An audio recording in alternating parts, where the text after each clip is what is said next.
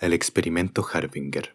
El mundo en el que vivimos está lleno de cosas que no entendemos. Siendo los seres humanos curiosos que somos, naturalmente tratamos de buscar estas cosas. Hacerlo nos ha llevado a descubrimientos e invenciones notables que nunca podríamos haber imaginado hace 100 años. Hemos derrotado a las enfermedades, construido hasta el cielo mismo e incluso hemos creado máquinas que podrían llevarnos más allá de las nubes y hacia las estrellas. Si nuestros antepasados pudieran vernos y ver lo que hemos creado, estoy seguro de que muchos de ellos nos verían como dioses. Sin embargo, nuestra curiosidad innata y nuestro deseo de conocimiento no siempre nos ha llevado a la grandeza. La verdadera maldad y oscuridad también se han descubierto en la conquista del conocimiento por parte de la humanidad, y al final me temo que este mal será nuestra perdición. No digo esto desde el punto de vista de un gran filósofo que se ha sentado y simplemente ponderado las cosas. Tampoco lo digo porque lo haya visto o algo así. Yo fui parte de eso. El evento que estoy a punto de transmitirles es cierto en su totalidad, lo juro. Estoy seguro de que esto caerá en oídos sordos y muchos de ustedes creerán que esta es solo otra historia espeluznante, destinada a brindarles emociones baratas, pero les prometo que esta no es mi intención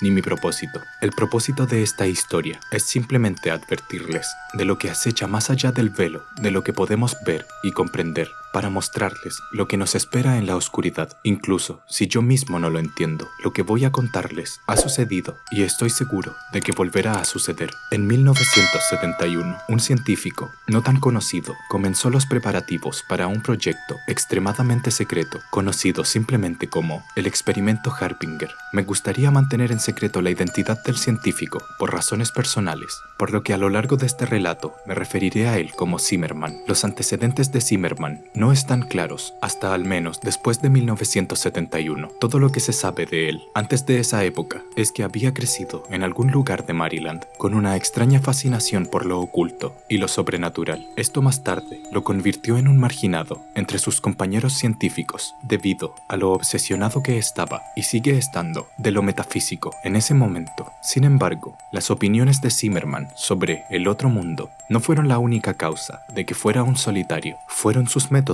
los que lo hicieron ampliamente rechazado entre sus compañeros. Zimmermann fue bien conocido durante su tiempo por ser despiadado y frío sin medida. A él nunca le importaron los medios. Todo lo que le importaba eran los resultados, y si predijo que los resultados serían lo suficientemente valiosos, cualquier cosa valdría la pena para obtenerlos. Era esta lujuria insaciable y brutal por la verdad lo que lo hacía temido entre los que lo conocían, y los pocos que lo conocían y no le temían creyeron en él y lo siguieron de cerca a él y a su trabajo. La palabra presagio en sí tiene un sabor misterioso e intimidante. Tal vez sea la forma en la que sale de nuestras lenguas, o tal vez simplemente se deba a su asociación con el proyecto, pero la palabra siempre parece llevar una cierta cantidad de fatalidad. Lo que tendría sentido, la palabra en sí significa advertir o predecir. No puedo imaginar la razón de Zimmermann para darle este título al experimento, pero en retrospectiva encaja perfectamente. Zimmermann se acercó a unos pocos, siendo yo uno de ellos. Nos dijo que estaba trabajando en algo grande y que necesitaba personas que pudieran mantener la confidencialidad y no difundir chismes ociosos sobre su trabajo. Si bien no confiaba plenamente en algunos de nosotros, sabía que éramos profesionales y que, por alguna razón u otra, todos necesitábamos un empleo con urgencia. Había trabajado en una clínica local como médico, pero me pillaron robando medicamentos y me despidieron de inmediato. Esto dejó una marca muy oscura en mi currículum, por lo que fue difícil encontrar trabajo. Yo también era nativo de Alaska y vivía cerca de donde se llevaría a cabo el experimento, así que supongo que se podría decir que era una opción conveniente. Como puedes imaginar, aproveché la oportunidad. Fue difícil no hacerlo cuando vi el pago.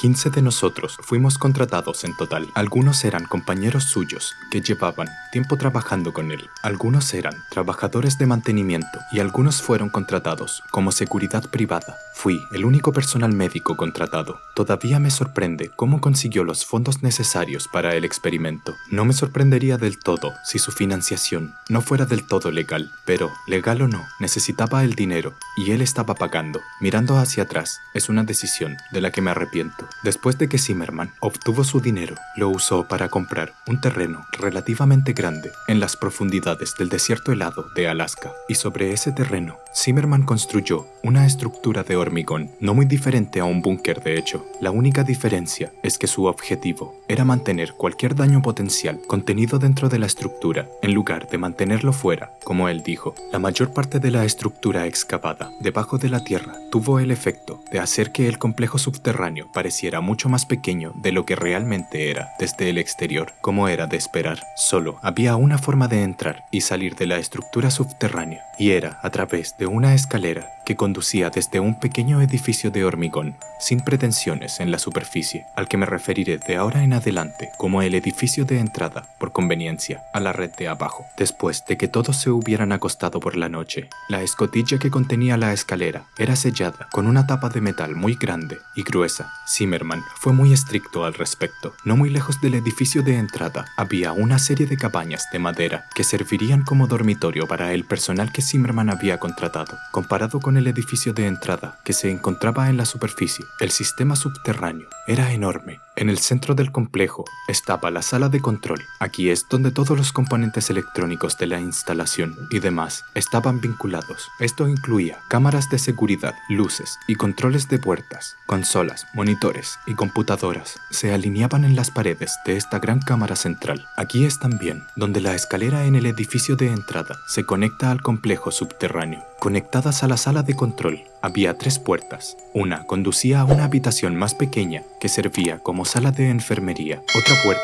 conducía a una sala de descanso y la última puerta conducía a los pasillos. Los pasillos eran donde el complejo comenzó a sentirse extremadamente inquietante. Por alguna razón, se establecieron en un esquema extremadamente confuso que conducía en círculos y terminaba en callejones sin salida. Estos pasillos constituían la gran mayoría del complejo y era muy fácil perderse en el laberinto si no estabas familiarizado con el complejo. Pero si sabías dónde iban, te encontrarías de pie ante una de las 3 habitaciones de 2,5 metros por 2,5 metros. Cada habitación tenía una cámara conectada a una de las esquinas de esta, y las 3 cámaras estaban conectadas a un monitor correspondiente en la sala de control. Las cámaras también estaban esparcidas por los pasillos para que quien estuviera mirando su monitor correspondiente pudiera ver donde quisiera, cuando quisiera. Gruesas puertas de metal estaban en la entrada de cada una de las 3 habitaciones de 8 por 2,5 metros, y para abrirlas tendrías que ingresar un código de 4 dígitos en un panel ubicado cerca de la puerta. Recuerdo cuando llegué por primera vez al complejo, lo mucho que me asustaban los pasillos. Verás, siempre he sido claustrofóbico, y esos pasillos eran muy estrechos. El ruido, o más exactamente, la falta de ruido, también fue una tremenda fuente de miedo para mí. En esos pasillos estrechos y desolados, siempre estaba tan extrañamente silencioso, como si el mundo entero hubiera dejado de moverse. Realmente, te hacía sentir como si estuvieras atrapado allí. Afortunadamente, rara vez me aventuraba en esos pasillos, porque era el único profesional médico en las instalaciones, y prácticamente no tenía ninguna razón para entrar en ellos. Al principio me pareció tan peculiar que Zimmerman pidiera a un profesional médico como yo en un proyecto como este, pero cuando todo terminó, entendí por qué. El propósito oficial del experimento Harbinger era probar y observar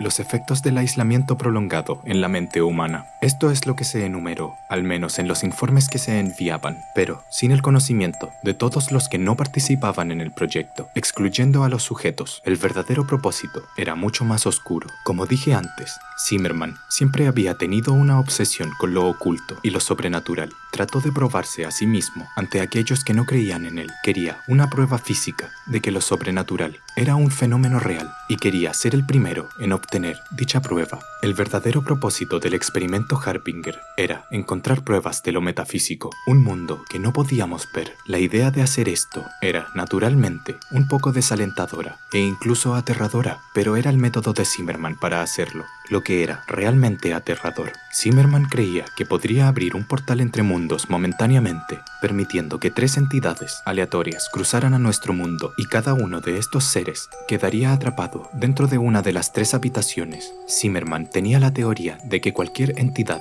intentaría aferrarse al ser vivo más cercano que tuviera la capacidad para ello. Quería utilizar esta técnica para atrapar un espíritu en una forma física, permitiéndole entrar en un ser vivo que había sido inyectado con una mezcla compuesta de la creación de Zimmermann. En teoría, este compuesto evitaría que la entidad simplemente dejara aquello a lo que estaba adherida. La única forma en que podría dejar a un huésped al que se le había inyectado el compuesto era a través de la muerte. Según Zimmermann, el anfitrión tenía que ser algo vivo, con una voluntad lo suficientemente fuerte como para sobrevivir la posesión. Y solo hay una especie conocida que posee la cantidad de voluntad necesaria para ello: humanos. Zimmermann también había hecho algo para asegurarse de que las entidades solo entraran en las 3 habitaciones y que solo hubiera una entidad en cada habitación, aunque no puedo decir que sé lo que hizo exactamente. De hecho, no sé casi nada cuando se trata de cómo Zimmermann logró hacer lo que hizo. Le gustaba mantener su metodología en secreto para sus colegas de mayor confianza, probablemente debido a su paranoia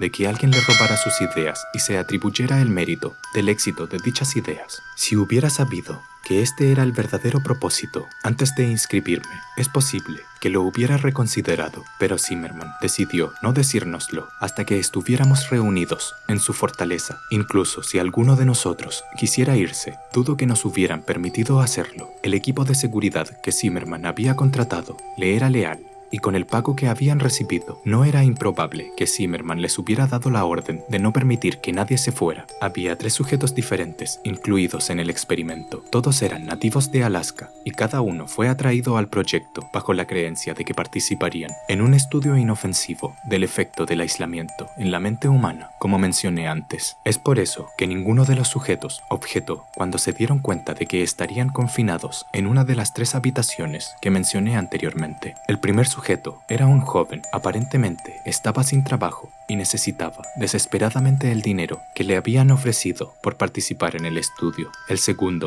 era una mujer. Al mirarla, me di cuenta de que era una adicta de algún tipo. El tercer y último sujeto era un hombre mayor, un vagabundo, si tuviera que adivinar. Una cosa que todos tenían en común era que ninguno de ellos tenía familiares o amigos. En definitiva, nadie los echaría de menos. Por eso fueron elegidos para el proyecto. Lo siento. Desearía poder proporcionar más información sobre los temas, pero todo esto se ha extraído de la memoria y para empezar, se me dio poca información sobre los 3. El experimento no comenzó oficialmente hasta 1987, 16 años después de su anuncio original. Estaba ansioso por comenzar, así que empaqué y me dirigí al complejo tan pronto como pude. Llegué al complejo una semana antes de que los sujetos se hubieran inscrito y un mes antes de que comenzara el proyecto. No fui el primero en llegar de ninguna manera. Cuando llegué, Zimmermann, sus colegas y el equipo de seguridad ya habían llegado. Supongo que se podría decir que yo estaba entre las personas en las que Zimmermann no confiaba en llegar primero. Todos habían llegado aproximadamente una semana antes de que comenzara el experimento. Hubo una brecha notable entre los que estaban allí simplemente por el dinero, como yo, y los que eran seguidores de Zimmermann.